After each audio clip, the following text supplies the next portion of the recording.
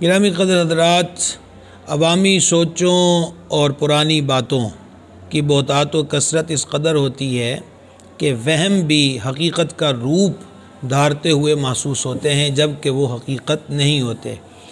इन्हीं में से एक तसव्वुर ये है कि हमारे यहाँ पुराने वक्तों से ये बात चली आती है कि अगर किसी सांप को मारा गया तो दूसरा सांप उसका बदला लेता है। नाग को मारा तो नागन बदला लेगी, नागन को मारा है तो नाग उससे बदला लेगा।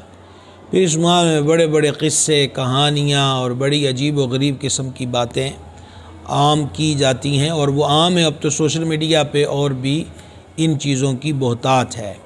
शरह सुन्ना के अंदर और मिशकात शरीफ के अंदर हदीस पाक है, हज़रत सैयदना अब्दुल्लाह इब्न अब्बास रदी अल्लाह ताला अन्हुमा से मरवी है कि सरवर आलम सल्लल्लाहु ताला अलैहि वसल्लम सांपों को मार डालने का हुक्म फरमाया करते थे। यानी अगर सांप अज़ियत पहुंचाने के लिए है, घर में है, मार रहा, काट रहा है, तो उसको मार देने का हुक्म फरमाया करते थे।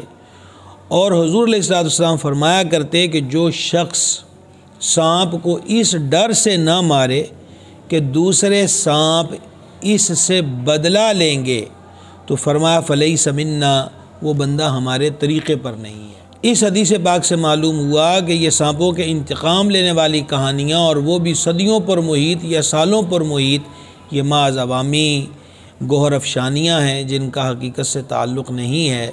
हमेशा कोई बात भी फैलाने से क़बल, आम करने से क़बल तहकीक कर लेनी चाहिए।